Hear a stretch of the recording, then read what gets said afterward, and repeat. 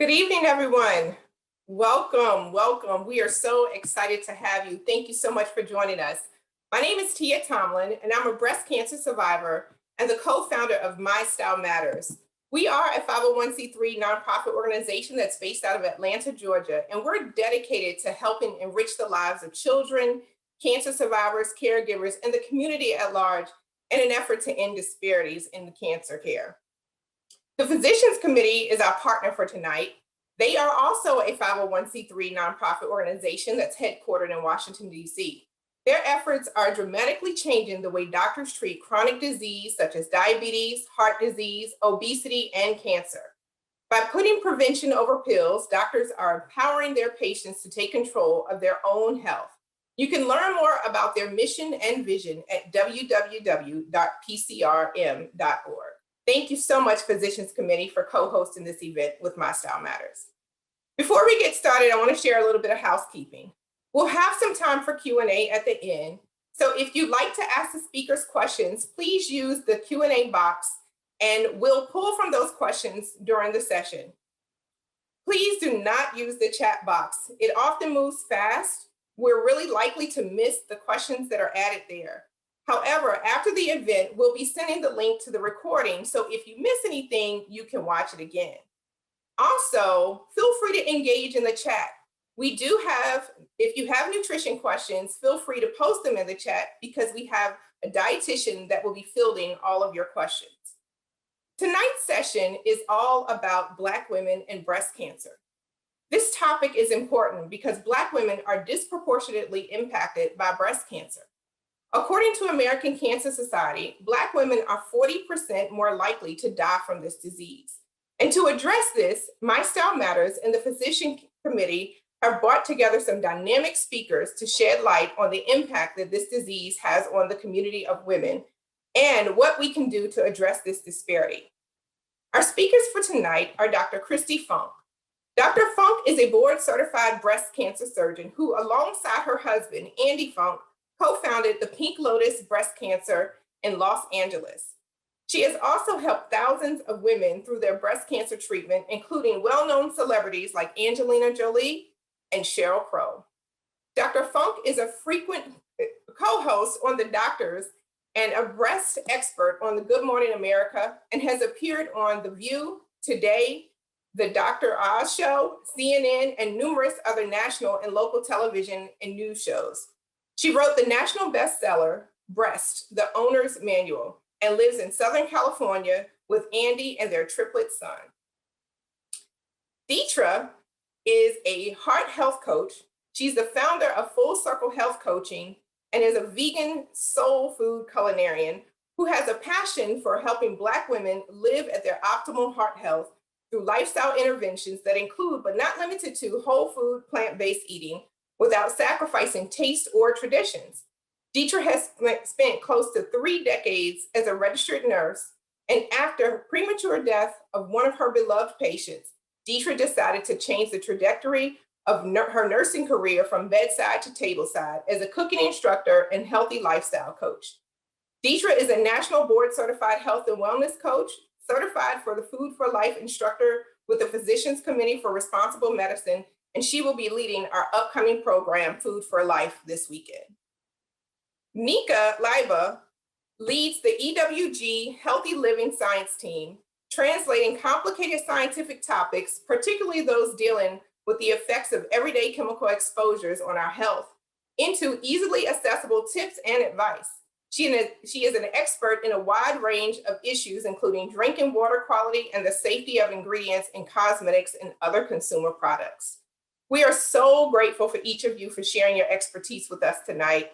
But before we jump into the questions, I'd like for each of you to share your story, why breast cancer is personally important to you and how it impacts the work you do. Dr. Funk, we'll start with you first.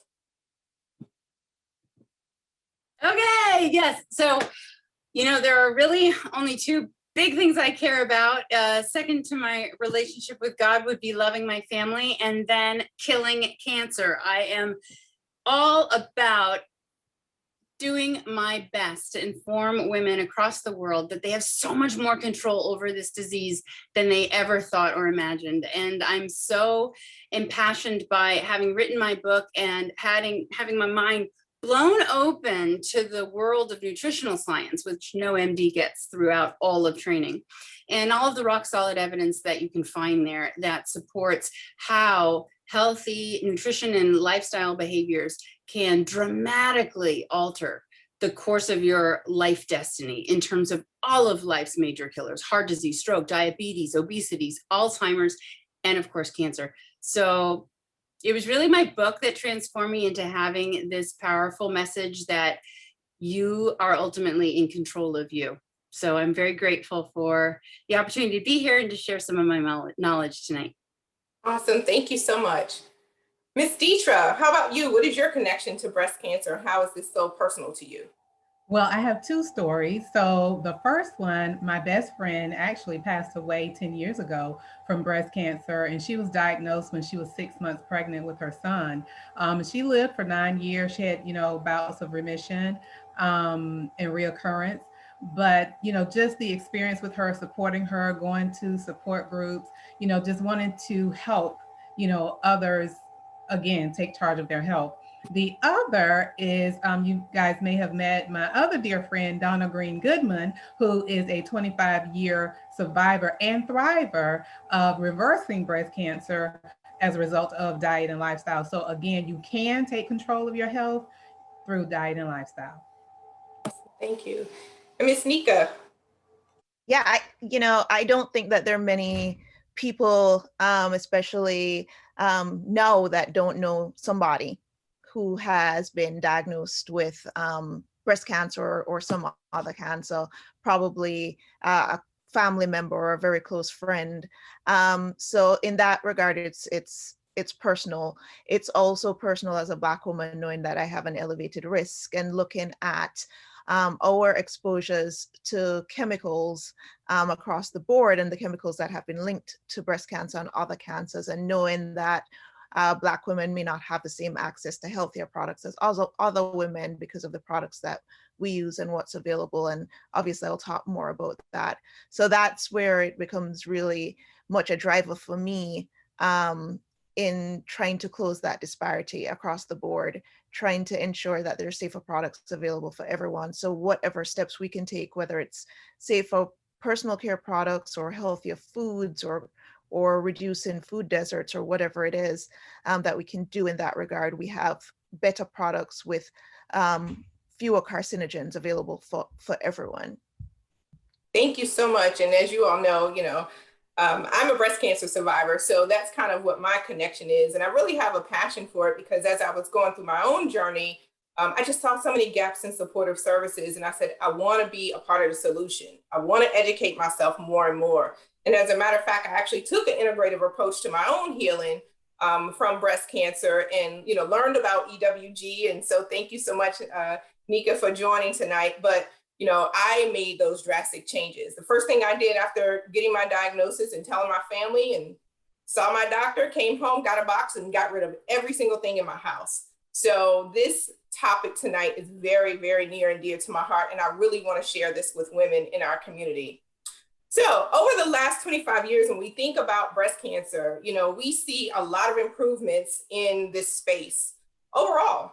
And one of the concerns that I have as a Black woman and a breast cancer survivor is that we haven't seen much change for Black women. And so what do you think are some of the leading,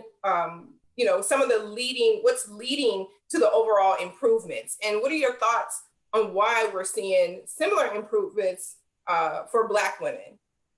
What's happening here? I'll start with this since I have done an extensive amount of study on this very topic. And when it comes to improvements, if you look back at the 70s and 80s, Black women actually had a slightly less incidence of death from breast cancer. So what was happening in the 80s you know, so like spandex, Duran Duran, but also mammography. So mammography came into the world, and now the disparity is hitting. Why? Because mammos lead to earlier detection. This earlier stage of a cancer, the better chance at cure. And so Blacks tending, as a generalization, to be less insured or underinsured have less access to mammographic screening. And there's all this evidence that shows that even if they get, say, even a free mobile mammo, the follow-up on an abnormal mammo, the money, where does that come from? You know, you're going to buy groceries and gas, or are you going to shell out cash to do this workup of something that you hope will be nothing?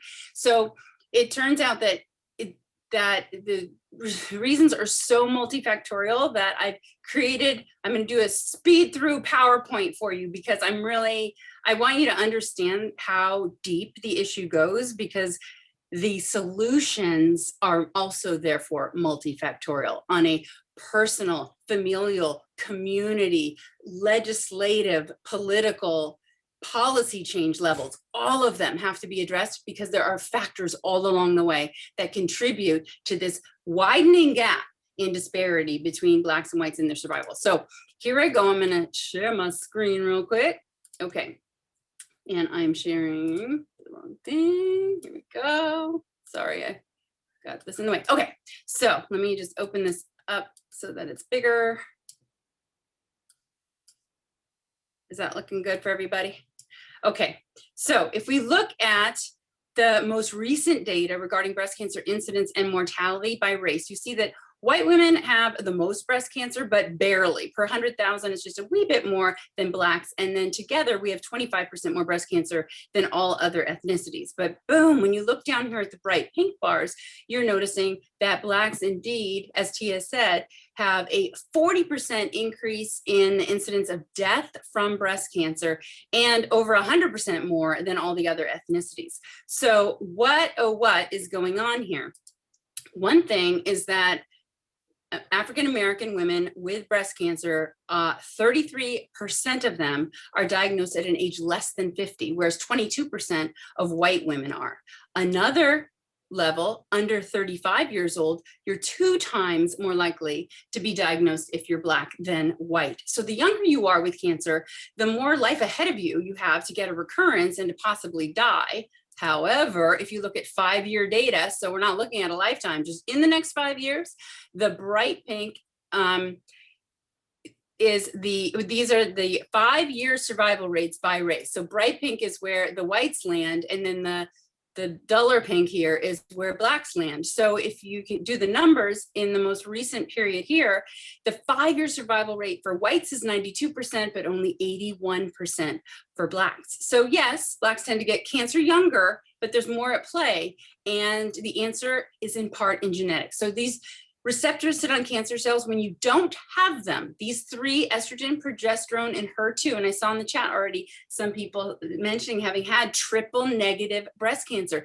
That's what this refers to. The absence of receptors, there's no targets on the back of this cancer. We therefore almost always treat it with chemo, and it is the most aggressive, most incurable subtype. It's not totally incurable, but it's the hardest to cure. So look at this racial disparity. The non-Hispanic, so Blacks are here, triple negative is the dark gray. 21% of all cancers diagnosed in Blacks are the hardest to cure versus 10% to 12% in all other ethnicities. So now we're getting it younger, and we're getting a harder to treat and cure type. Here's where I was mentioning how the 70s and 80s, not so much. The brighter, the dull pink here is the Blacks. So we've got less death in that time. And then look at this crazy gap, just widening and widening. It has dropped dramatically in both groups. We're both trending down, but this disparity here, as we've mentioned, is still standing at a 40% difference. So now you're talking about lack of timely access to quality healthcare, which I mentioned. And this is a map just showing how disparate across the United States we have with the access to that timely quality healthcare. And what we see is that many of the states in which Black women death rates are rising are in the South and Midwest. So this is where we're disproportionately poor or uninsured or underinsured and less able to access advances in screening and treatment. But even if you find it early, so you're showing up for your mammo and doing everything you should, you're well insured or whatnot, stage 4 stage, Blacks are much more likely to die than whites. So the Blacks are in pink, whites in gray, 99%, 5-year survival rates for early stage, 86 versus 75 if it made it to the lymph nodes, and distant metastatic disease, 5-year survival, 27% for whites, 17% for Blacks. So we're getting poorer access to that timely healthcare, and it's making a huge impact. Another, I'm just gonna close out the share screen now. So that's like the rapid fire summary, but then there's a big chunk in genomics. So we've heard of like BRCA genes, BRCA. There's a lot of evidence that the tumor genetics that occur in those of African descent are more wild and aggressive. So we need to, the whole human genome project, we need to put more money into understanding these genetic alterations that occur more often in African descents. And finally, we're going to hit it hard, but there's a lot of dietary and lifestyle things that are also contributing to the disparity, and that's where choice comes in. So that's my longest answer of the night. Sorry about that, but I think it's a really good setup for the context of it all. Yes, absolutely. Thank you so much. And you talk about triple negative. I was actually diagnosed with triple negative breast cancer, so I totally get it. Deitra, you kind of walk into a different space. What are your thoughts around why aren't Black women seeing those improvements in cancer care? Well, actually, I had the opportunity. I've worked previously in a managed care setting, and we would, offer for the patients to go and have a free mammogram. And when we would reach out to them, many of them, it was a fear of, one, if they were diagnosed, the harmful side effects, as well as their survival rate. And so I think it's important to think of the emotional part too, and allow people to unpack those feelings and the emotions. And look, my coach always tells me that fear is false evidence appearing real. So, but again, allowing people to unpack those feelings and then offering them the solutions that, you at My Style Matters have, and what Dr. Funk has as well. That I know has been a major part with many of the patients that, I've encountered. Thank you. Mm-hmm. Nneka, you want to weigh in? Yeah, happy to. I mean, I don't have a fancy schmancy presentation like Dr. Funk, but I totally agree with what the other ladies said. And obviously, we've seen great improvements because of increased awareness and early detection and better treatment.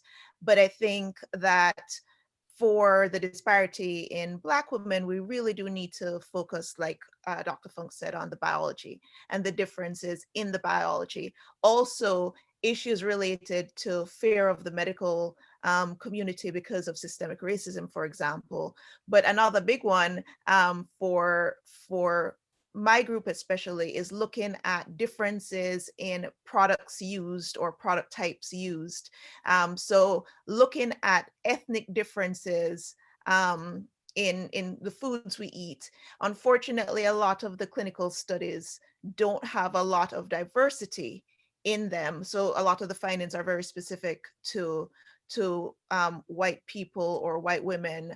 And so it is imperative that we have more studies that incorporate a much more diverse community, so that we get a sense of how these things are affecting all communities or all demographics, these diseases. Thank you so much for sharing. It's really important for us to bring more attention to these types of issues, not only in the community, but also in our individual homes and amongst our sister circles. My Style Matters, we recently launched a breast health education program to help us keep the conversation going, because we're not talking about it, and to Dr. Funk's, to your point, when you talked about mammograms and women not getting them, this is something that's so important for us to continuously educate the community. We really want to keep the conversation going. But one of the challenges I find, and Dr. Funk, you wrote about this in your book, that many women do not want to hear about breast cancer until they've actually been diagnosed, and they want to make some changes, and they need to make decisions around those changes. So, how do we address this issue, and how do we turn awareness into action? I think we demystify breast cancer as a death sentence. People need to understand that being diagnosed just gives you an opportunity to 180 your life, rather than thinking this cancer has come here to kill me. I always tell women, no, it's here to change you. This is a life altering moment, and it's your turn to either embrace it for all that it has to teach you so that you go on with your life more empowered by the decisions you're making, or you keep your head in the sand and never find out. Most screening results in a negative workup, right? And so then you just have relief that you don't have breast cancer. So I think that educating women that earlier detection is their best shot at cure, and that there are a bunch of actionable steps that are kind of fun and fairly easy to implement one at a time that can reduce their risk of ever getting cancer, will help them realize that this is not something that you just leave up to fate or not. You get involved in your own health destiny. Yeah. And not only with, go ahead, I'm sorry. Yeah, I'd love to add one thing there. I think that's such an important message. And I think for the Black community, it's good to see survivors and to see what happens when you have early detection. So to hear people's stories more, and then you realize it's not so much of a death sentence because you see people thriving. So to have more forward-facing survivors telling their stories is huge for our community, I think. No, definitely. I totally agree.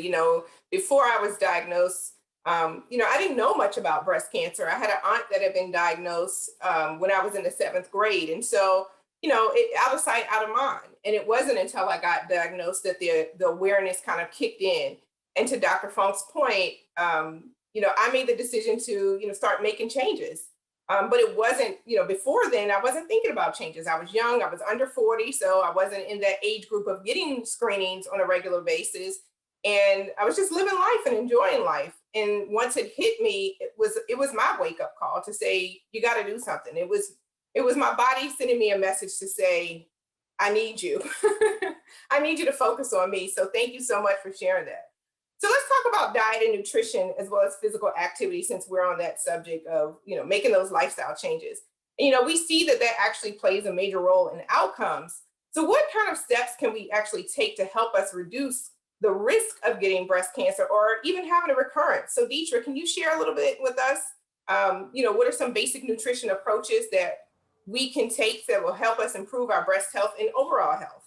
Indeed. So I think about what American College of Lifestyle Medicine has is that 40% of cancers can be prevented through diet and lifestyle. And so I'm sure many of you remember your mom saying you need to eat your vegetables. Well, here I'm saying it again, you need to eat your vegetables. So how to start with that, when you think of your plate, we want to crowd out some of the things, and I know we'll get into, those a little bit later, and add more of your whole grains. When I say whole grains, I mean not the white rice. You want it with all of the 3 parts of the whole grain. You want your vegetables, that's your dark leafy vegetables like your collard greens, turnip greens, mustard greens, all of those, as well as your root vegetables, sweet potato, all of those. You want your beans and you want your fruit. That is how you can start. And you can start that one meal at a time or one day at a time. You can do a meatless Monday. Those are some ways to start implementing more of the fruit and vegetables. And like I said, the whole grains and the beans into your eating plan. We know that plants, have healing properties, and the different colors, the pigment, help in certain things. For instance, the orange pigment, like your sweet potatoes, like I mentioned before, is in I know Dr. Funk is going to get into this, it's a beta carotene, but it reduces breast cancer by 19%, eating foods that are orange pigment. So that is how you can start. One meal at a time, one day at a time, just adding more plants to your plate. Beautiful. I'll jump in and tag on to what Deitra said. So absolutely, nutrition is so pivotal. There are 4 boulders on the scale tipping you either toward cancer or away, and you are in charge of all 4. The Let's Beat Breast Cancer campaign targets exactly those 4 boulders in a really fun, actionable way. So I encourage everybody to check it out. letsbeatbreastcancer.org. It's totally free to sign up. You get some great newsletters, and then you just feel part of this supported community on this lifelong crusade to reduce cancer risk. So check it out and sign up to get your free newsletters.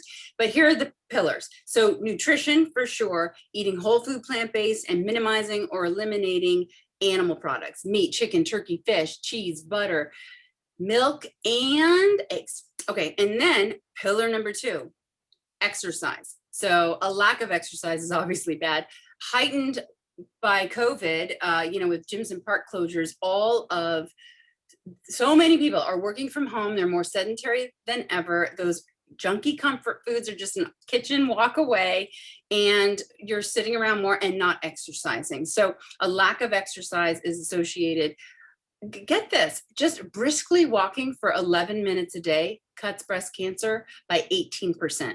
Pep in your step 3 to 4 hours a week, 30 to 40% drop in breast cancer. So bust a move. And if that exhausts you, just saunter more quickly than you did yesterday. Work up to exercise that lasts. How long do you really want to do it? If you can chit chat with a girlfriend, I want to see 5 hours a week, super vigorous, like can barely breathe or talk to anybody, 2.5 hours a week. Those should be your long shot goals. Work up to them as you can. Next, boulder on our scale, alcohol. Alcohol increases estrogen levels, which we can do the converse number, feeds and fuels 79% of the breast cancers found in the Black population. So the vast majority are still estrogen-driven cancers, and it impairs your immune system and creates carcinogens. So even just a drink a day will increase breast cancer if you're premenopausal by 7%, postmenopausal 13%, and onwards and upwards from there, it's basically like 14% per drink. So minimizing or eliminating alcohol, swap it out for some mocktails if you're needing to feel festive. And then the final boulder on our scale is also particularly important to the Black community, and that is being overweight or obese. We know that Blacks are 50% more likely to be obese than whites and 60% more likely to be diabetic, and that whole metabolic syndrome plays into breast cancer causation as well. So I'm going to leave you with 3 of I'm not going anywhere, I'm not leaving, but from this moment, I wanted to tell you my top 3 foods that I love for people to fight breast cancer with. And number 1 deserves some serious myth busting. It is soy. Just last January, an awesome study out of Loma Linda followed 52,000 women. And get this, 29% of them were Black. So we have a big Black population studied for, I want to say they followed them for 8 years.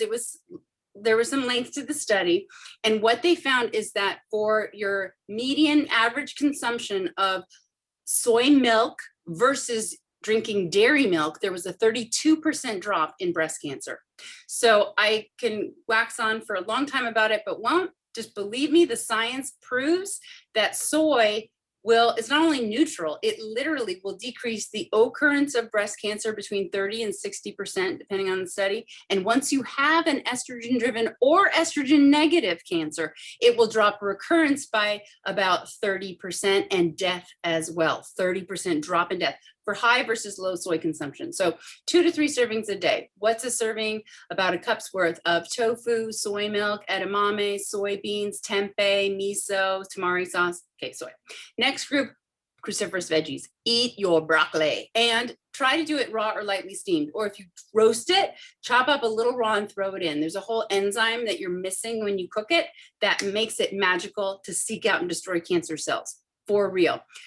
Another African-American study followed 41,000 Black women, and those who consumed a mere, this is a wimpy aspiration in my opinion, 6 or more cruciferous vegetable servings a week, so less than 1 a day, had a 41% drop in breast cancer. So eat your greens, cruciferous veggies, broccoli, Brussels sprouts, kale, bok choy, etc. And then the final magic is flaxseed. I want to see you having at least 1, I do 2 tablespoons of ground, not whole, ground flax seeds. Sprinkle it into a smoothie. I have an amazing smoothie, Dr. Funk's antioxidant smoothie. Sprinkle it in there, put it on cereal, put it in salad dressing. Flax is such a powerful anti-cancer property. It literally has been shown in humans to get rid of breast cancer stem cells, like the epicenter brain of it all. It's been shown to make them decrease, and disappear. So flax. Thank you for sharing. And this is really a good point that you all are talking about. We're talking about nutrition here. We're talking about all these fruits and vegetables. However, one of the concerns I have, and maybe you all can help me answer this question, is, given the recent events of racial injustice, it's really highlighted a lot of the systemic disparities, both in healthcare and outcomes. And in many of the Black communities, access to healthy food is lacking. From corner to corner, our communities are flooded with fast food, amongst other things. So Deitra, can you talk a little bit about this? With us having less access to healthier options, how can we actually eat healthy when we're in this environment that really doesn't support a healthy lifestyle? Mm-hmm. Yes, that's a great question and a great observation, which is true. We have a lot of food deserts, or you may hear it as a food apartheid, where, the neighborhoods, as you mentioned, are saturated, every corner, or more than 4 or 5 on every corner, fast food restaurants. But I would like to share that there are some connecting to a local farmer is also great. And I'll share with you Farmers Market Coalition. It lists, if you go there and click on resources and go to state or state by state resources, it will let you know the farmers markets in your area. With the farmers market, you can also, some of them have what's called a community supported agriculture, and you can order your food, your produce, and you can have it on a weekly, bi-weekly, or monthly basis. There is also, thinking of your discount stores, have produce in there, fresh produce like your Walmart or Aldi. That's a great place to get your vegetables. And I want to share, there's another organization, Wholesome Wave. I'm not sure if you guys have heard of them. That's a national organization, but I can share what they offer in Georgia. So Wholesome Wave is an organization that ensures that healthy food gets to those food insecure families. So in Georgia, they have 3 programs like Fresh for Less. So at the farmer's market, you get dollar for dollar. So if you spend $10, you get an extra $10 worth of your produce. They also have plant, I'm getting it wrong, I think, Power to Plant. I might have it wrong, but anyway, what it is, you have the opportunity, you get 50% off your fresh produce, and then you get a gardening kit so that you can grow your own food. And you can do this in your home, no matter if you don't have, land outside. You can do it in your windowsill, or you can have it, inside your home. The other one that I really, really like is that they partner with physicians or healthcare professionals, and the physician, get this, write a prescription for food. So they have partnered with one of the larger hospital systems here in Atlanta. And what the patients get, they get the prescription, and this particular hospital turned their McDonald's into a pharmacy with an F, pharmacy. So the patients go and get maybe 30 to 45 pounds, depending on their family size, of fresh produce.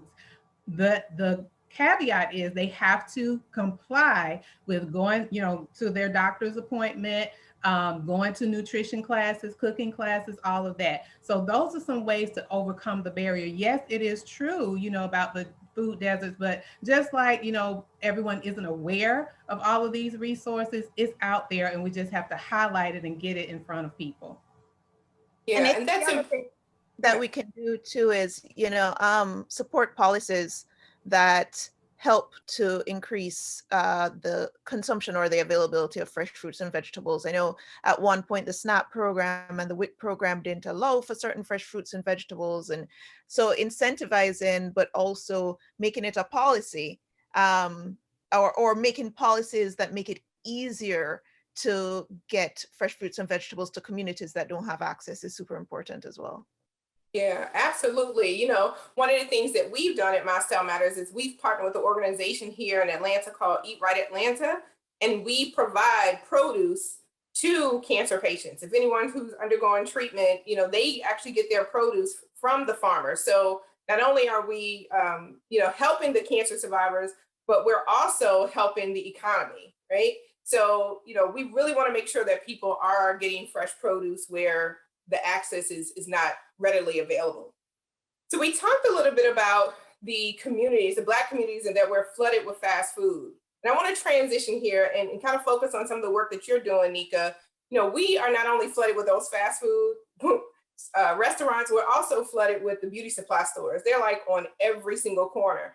And what's interesting about this is, not only studies have shown that Black women are the biggest spenders when it comes to beauty and personal care products, but Black women also have the highest toxic load. So Nneka, can you talk to us about, first of all, what is a toxic load? For those who are tuned in, they may not know what that is, but also what does that have to do with the beauty products that are being marketed to Black women? And then how does it tie in also to puberty in Black girls as well as their breast cancer risk? Yeah, happy to. There's a lot going on in there, all things that I'm passionate about and been working on for 15 years. So basically the toxic load, or some people call it the body burden, is the amount of chemicals that we have in our body because we've been exposed to them through food, air, water. There are chemicals all around us, and chemicals isn't a bad word. Chemistry is everything. Everything is a chemical. So there are some chemicals that are innocuous. There may be some that are good for you, but there are some chemicals that have been associated with health harms. And unfortunately, there are chemicals like that in our consumer products due to lack of regulations and a number of other things. For personal care or beauty in particular, because of lax regulations, there are a number of ingredients that have been linked to health harms, and specifically cancer and breast cancer links. Black women, as you mentioned, use more personal care products than any other demographic, based on a study that EWG did. And I can tell you that just today alone, I mean, just my hair products alone surpass most products that most people use. Happily proud to say that too. But based on the study we did, we looked at about 1,100 personal care products marketed specifically to Black women. And we looked at the hazards associated with the ingredients, or the toxicity of the ingredients, and therefore the toxicity of those products, or the hazards of those products. And what we found was that less than a fourth, or less than 25% of those products would be considered clean or green or had fewer hazards, versus when we look at products marketed to a much wider demographic and everybody else, 40% of those products were devoid of ingredients of concern. That just means that a Black woman looking for a product marketed to her demographic, and this is particularly hair products because that's where you really get into the niche marketing, but a Black woman looking, for example, for a hair product would have a much harder time finding a product that didn't have parabens or phthalates or some of these other ingredients linked to harm. And that's concerning. It's concerning across the board, but it's concerning particularly for Black women because we do have a higher incidence of certain diseases and certain health outcomes and certain reproductive outcomes. So a Black woman who is conscious of those things still isn't able to easily find a product that doesn't harm our health. And then when you put on top of that socioeconomic factors and geographic factors, it just gets a lot worse. One of the outcomes you mentioned is precocious puberty or early puberty, and that's when mostly young girls start to go through puberty at a very young age, sometimes as young as 6. That the incidence of precocious puberty is higher in Black girls. Black girls tend to go through puberty earlier than white girls. And precocious puberty is a risk factor for breast cancer. And one of the things that the literature has linked to precocious puberty is exposure to chemicals that may affect our hormones. So they're called endocrine disrupting chemicals. And you can find these endocrine disrupting chemicals in food, in water, but also in our personal care products. I had mentioned a couple of them before, parabens and phthalates, and there are a number of others. And those are tend to be higher in some of the hair products that I mentioned as well as actual hormones like placenta or biological ingredients are actually in these products, and those definitely, placenta is going to affect your hormones. You know, it is full of hormones. So the thing that is people should take from this is that you know, wherever you can find products without these ingredients, using resources like or Skin Deep database or any other resource to find safer products, one should choose one. But what we need is more voices to elevate our concern that there needs to be more diversity in clean beauty, or whatever you want to call it. There needs to be safer products across the spectrum. There needs to be safer products, particularly for communities at greatest risk for certain diseases, and particularly for communities that are marginalized, whether by income or otherwise. We really need to focus on those communities and elevate them and elevate the concerns for them and push the market towards safer products for those communities as well. Yeah, that's one of the things that I've been doing with BCCP. If no one knows them, that's the Breast Cancer Prevention Partners.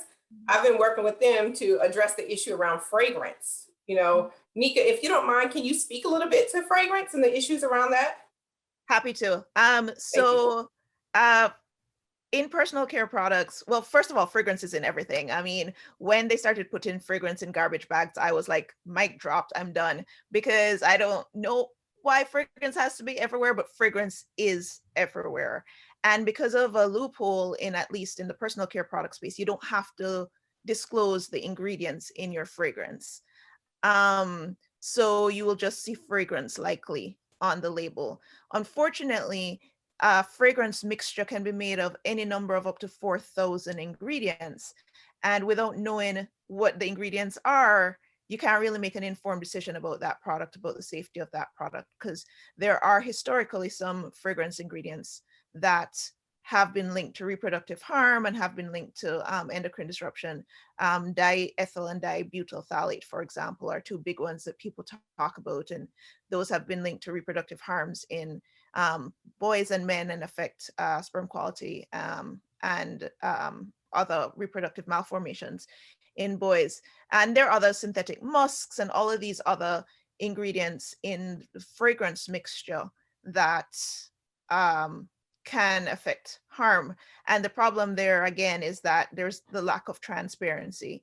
And so while you can be looking at a product and looking at the ingredients and making an informed decision, it's impossible to do that when you don't know what is in that bucket of products. And while I think a lot of people have heard this before, it's a small amount, it's only a teeny weeny bit of a chemical, you know, again, you're being exposed through everything. So whereas, you know, we wear somewhere between 12 and 15 products or use 12 and 15 products a day, almost every one of those is likely to have fragrance in there.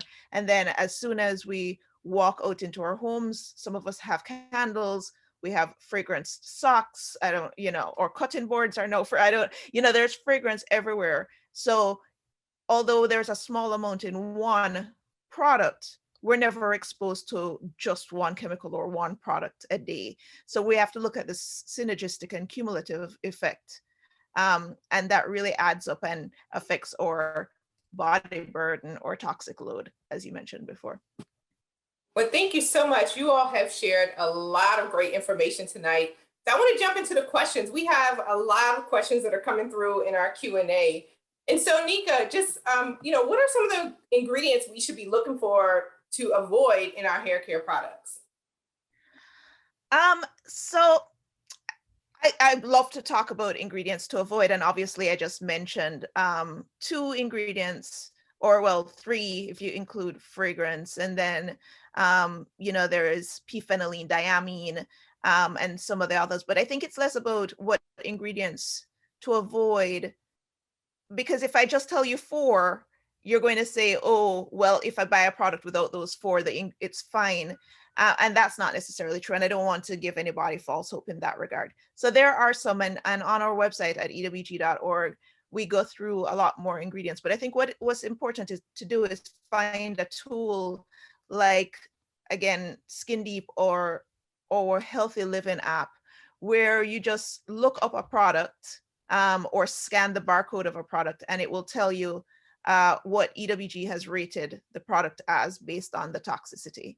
So at that point, you're not just avoiding the 4 chemicals, but you're actually looking for a product that rates well, because we rate products on a 1 to 10 scale, with 1 being the best and 10 being the worst. So ideally, you want to find a product that rates well. But yeah, p-phenylenediamine, definitely phthalates. You know, if you can try to reduce some of the products you use, again, sometimes that's not as easy, but if you can go more natural in terms of like coconut oil and shea butter and some of these other things instead of some of the more complicated products, you know, that's an option too. But there are safer products across the spectrum, so it is possible to find leave-in hair butters, or, you know, whatever it is that rate well on our guide. Thank you. So another question we have, and this is centered around triple negative breast cancer, and Dr. Funk, maybe you can answer this one. You know, being that triple negative breast cancer is not fueled by hormones, when we talk about diet, what would be the best diet for triple negative breast cancer patients?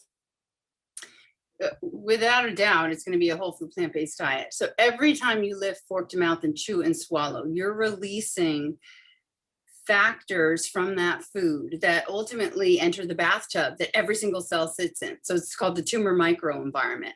And everything from the animal kingdom, be it meat or dairy or eggs, is going to elevate all of the requirements for cancer to form, to grow, and then to metastasize. Specifically, I'm talking about growth hormones, and the big daddy of them all is called IGF-1, insulin-like growth factor. Elevated well beyond what you need for your daily cell turnover, only by eating animal protein, never plant protein. And angiogenesis, angio, blood vessel, genesis, birth. Every cancer requires its own little sinister blood supply to bring the nutrients that it needs if it wants to grow beyond the tip of a ballpoint pen in size. So all animal products are angiogenic. They help these tumors increase their blood flow. They increase oxidative stress, this general inflammatory state that your cells live in, which is pro-carcinogenic. And it just beats up your immune system so it can't repair DNA when it gets damaged, and that is the initiation of a cancer.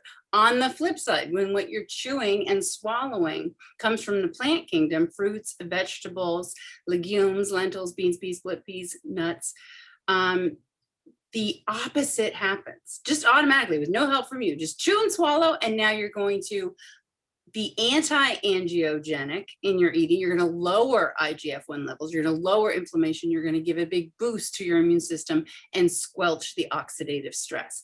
Letting your cells live in an environment where everything that cancer requires is absent and everything that health demands is present is your best defense against a triple negative tumor. What about studies around nutrition and activity regarding reducing recurrence? Are there any studies that speak to that? Oh yeah, there are for sure a number of them. I have a section in the book on exercise and movement and how to stave off recurrence, and for sure exercise is statistically shown as one of the independent things you can do to reduce recurrence risk. And I kind of mentioned that oh, go ahead, I'm sorry. I mentioned the goals to shoot for in terms of duration. The best exercise to do is whatever you will do. So if it's walk, if it's swim, if it's tennis, go for it. Just anything you want to do. Exercise doesn't have to be particularly demanding, require an expensive trainer or any such thing. What about the big S, or two big S's, sugar and stress? Can you talk to us a little bit about sugar and, you know, how we hear that sugar feeds cancer, and then also stress and how it's related to breast cancer?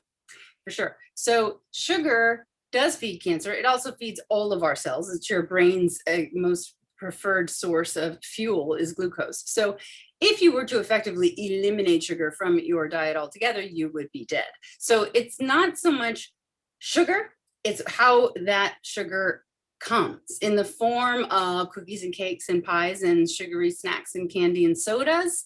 That is rapidly absorbed into your bloodstream, spiking your glucose, which in turn insulin comes flying out and is like, hey, use it or store it, people. Like there's all this sugar around. So you get a high glucose state if you chronically eat like those types of foods, which brings a high insulin state. And eventually, because those foods go hand in hand with a lot of saturated fat, you end up with what we term insulin resistance. Those cells that are screamed at by insulin, like, hey, use the sugar. They're like, oh, I'm stuffed with fat, I can't hear you. So that's when the sugar gets flying around the bloodstream, right? And that's when the insulin is flying around in the bloodstream, and everybody's blaming the sugar. It actually, diabetes and insulin resistance stem initially from all the saturated fat, but that is always found in these foods that are, filled with sugar. So that's one of the big problems. So sugar is very pro-inflammatory, and that whole inflammation cascade is what it's always all about, this battle of oxidative stress. It all comes down to it. So when the tip of the balance is toward oxidation and stress and inflammation, your immune system doesn't work right. And when it's tipped the other way with antioxidants, the one and only place you can get those, fruits and vegetables and legumes, the plant world. There isn't a single antioxidant in a single bite of anything that came from an animal. So that's basically the sugar thing. It's just really inflammatory. Stress is interesting. Stress, people forget that mind-body connection isn't like loosey-goosey or hokey. It's super real, right? Just ask any guy who's ever had an erection, like mind-body connection. And the same connection is happening when we're stressed out. And we, especially today with, modern day conveniences, everything, like you're constantly accessible, right? Again, all of our lives are taken up a notch in terms of stress. And what that is doing in like blood draws, studies in humans, is it's elevating this letter factory that might not mean much to you in terms of like interleukin and VEGF and C-reactive protein. These are all of these molecules that come flying out in response to stress. If you're priming your body to constantly outrun a bear, when really it's just that you kids leave your clothes all over the bedroom floor. There's so much traffic on my way to work. Like we make such a big stressful thing out of things that are just like, should be a little more chill about. You're upsetting this cascade of markers that come out, cytokines and things that, again, we're back to the only thing that matters. It's the imbalance in oxidative stress and inflammation, which makes the immune system. If your immune system were perfect all day long, it would be impossible for cancer to form and persist. So stress ultimately affects your immune system. We have another question, and this goes, we're talking about density. Can you talk a little bit about what it means to have dense breasts, and what can people do to lessen their dense breasts? Sure. So density is graded A, B, C, or D, and it's a ratio of how much on your mammogram there's this white, splotchy, dense breast tissue versus the black, gray, fatty tissue, which never gets cancer. So the fattier your breast, the darker the mammogram. Cancer's always white. So now, if you have a cancer amidst a fatty breast, boop, it's like shining like a white star and we don't miss it. But on the D level, now 75 to 100% of what we're looking at on this mammo is a white splotchy snowstorm, and you're telling me to see a snowball. So dense breasted women, so A's and B's have more fat than density, and it's a percentage of 0 to 25, B 25 to 50%. It's an eyeballed estimation by the radiologist. Then C is 50 to 75% of the tissue is dense, and D is the densest, 75 to 100. So in our extremes, 10% of women are A, 10% of women are D, and then it's 40-40. So the vast majority, 50% are dense and 50% aren't. The only way to know if you're dense is not to feel your breast and be like, oh, it's so dense. It might be, but it's really just a mammogram reading. And that means two things. Your mammogram, the denser you are, the more likely the reader of it is to miss a breast cancer that's present because it's hiding. And now you have more of the stuff that makes breast cancer, milk globules and milk ducts, as opposed to fat, which doesn't make cancer. If you're dense breasted, most of that density is coming from a genetic patchwork of inherited factors. Some of it has to do with the big markers of a hormonal change in your life. So when you went through puberty, how many pregnancies you had, whether or not you breastfed, and when you go through menopause. So the big hallmarks of estrogen change, estrogen increases density.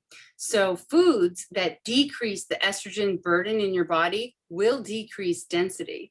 Specifically, then you'd want to target soy. We talked about cruciferous vegetables. Citrus fruits decrease estrogen in the body. Flax, of course, all those lignans. And another one is green tea. I feel like, oh, mushrooms. So of all the mushrooms that were tested, you think it'd be some like expensive, fancy chanterelle. The cheapo white button mushroom acts like a blocker of the enzyme that makes more estrogen in your body. It's called an aromatase inhibitor. For some of the cancer patients out there, they'll recognize that word. So white button mushrooms, these will all have an impact on lowering density. And you don't have to eat super physiologic amounts, just some servings a day from each of those categories will do it. The exercise has been shown to decrease breast density. It's really hard to actually decrease density without getting into medications, which we're just not going to want to do. But if you happen to be on tamoxifen for an estrogen-driven breast cancer, that will naturally decrease your density. Being on hormone replacement therapy will increase your density. So you want to avoid increasing it. Thank you. So Deitra, we have a question for you. You've worked in healthcare for quite some time, and I'm sure you've seen people, especially in the Black community, have fears, right? So what are some of the things that we can do to help eliminate the fears in the community, especially with those who may be dealing with treatment to this disease or even afraid to go for their screenings? Mm-hmm. I would say definitely connect with organizations such as yourself. Finding those, like Susan G. Komen website also is a great resource, but finding those who are survivors, I think as Nneka and Dr. Funk mentioned earlier, you know, highlighting, being able to locate those survivors. And again, you can find them through your organization, Dr. Funk, and Susan G. Komen, I'm sorry, I was drawing a blank, but those organizations, so you can find someone that is a survivor and can share their story. And as I mentioned already, you know, it's an emotional time. So if it means, you know, connecting with help with that fear, because you really need to unpack what is leading to that fear, and then having someone there to walk you through a solution that is best for you. Nneka, we have a question for you. So this goes back to fragrance, right? So many people are using essential oils and we're diffusing oils, but what else can we do to, you know, replace the fragrance in our homes, especially when it comes to candles? Are there any specific recommendations that you may have around that? So I don't think it's necessarily about decreasing fragrance, although certainly you could do that as well. It's more about supporting companies that disclose what their fragrances are, because not all fragrances will contain those ingredients. And now, because of more education and more consumer pressure, more companies are telling you what is in their fragrance. So I do think that there are a lot more companies disclosing, and a lot more that are using certain essential oils. Not all essential oils are necessarily great either. There are a number of them that are quite allergenic, so you do want to be careful and do a little bit of looking around before you choose which essential oil. But there are a lot of products that have essential oil fragrances and they'll tell you what it is, or non-essential oil fragrances and they'll tell you what it is. So I think that those are some of the options. With candles, you know, a simple essential oil in a candle will give you a really great scent. And if it's a simple fragrance, hopefully the company is going to list it. So what I would say is that if you really like a company and they aren't telling you what the fragrance is, give them a call and say it's important. And we've seen a lot of, because of that consumer pressure, we've seen a lot of companies disclose what it is. If they aren't using ingredients that are, if they're using ingredients that they can stand behind the safety of, then my theory is that they should be willing to tell you what it is. Thank you. And Dr. Funk, we have one question for you. Can you talk a little bit about thermograms versus mammograms? What's the difference? Thermogram uses infrared technology to evaluate where heat is being given off from the breast. Remember I talked about angiogenesis, the increase in blood flow to a tumor? That makes a tumor a hot spot. There's more heat emanating from it. And in theory, mammograms are awesome because there's nothing. There's no squashing, no radiation, no IV dye injected into you. But it also doesn't really work. So I have chased down so many swirls of heat on a thermogram that have led me down a path to nowhere that I really discount them as useful, and certainly they're not a mammogram or ultrasound substitute. There's never been a randomized controlled trial to show that thermography impacts breast cancer detection or mortality. And until those exist, it's really just going to be unadvised, because what happens when you even have a hot thermogram is everything you were apparently trying to avoid: a mammogram, an ultrasound, a breast MRI, a biopsy. Like, we try to figure out where that is. There's no thermogram guided biopsy possible. So I just haven't, I wish it worked, but I haven't. It's like a swirling treasure map, and I'm supposed to find some island of cancer that usually isn't there. So I'm not thrilled with that technology yet. I keep revisiting it every 5 years, hoping that it's changed. Mammography, pros and cons for sure. Yes, there's radiation, and yes, it's ionizing radiation that, yes, causes breast cancer. So the big data on that is that if you take 10,000 women and you do mammograms on them every single year from the age of 40 to 74, you will cause 8.6 breast cancers from radiation, but you will have found 860 cancers. So we find 100 times more cancers than we cause with radiation. And there's no like little tag on it. This is like, oh, I came from radiation. So you don't really know if yours was caused by the radiation or not, but those are the stats. So yes, it's an imperfect screening tool, but mammography is where we are right now. It's still the gold standard. It's the only thing that can reliably find stage 0, totally curable ductal carcinoma in situ. So different organizations have different recommendations, as you probably are aware. When do you start? 40, 45, 50? Do you do it every year, every other year? And when do you stop? So my advice is for normal risk women, I follow the American Society of Breast Surgeons guidelines, and that is to begin at age 40. Don't stop and don't skip years until you think you'll die in the next 10 years. Then that breast cancer that you would find is not going to be the reason for your death. Admittedly hard to predict that end date, but so those are the answers. Thank you. Thank you so much. And I know we have a whole lot more questions, but we're running out of time. We're coming to a close. So I want to just say thank you so much to our speakers for sharing their expertise. I want to thank all of our attendees as well as our partners. For those who have, if you haven't had a chance to go out and look, we do have a digital goodie bag. So please be sure to check it out. And so we want to thank our partners, Vistro, Pink Lotus Power Up, the Newark Natural Essence, Hungry Planet, the George Washington School of Medicine and Health Science Office for Integrative Medicine and Health, No Evil Foods, Full Circle Health Coaching, Environmental Working Group, Mama Says, Veg Events, Organic Graffiti, Eat Well, Stay Well, and Demi Blue. Once again, we want to thank you so much for your contributions to our digital goodie bags.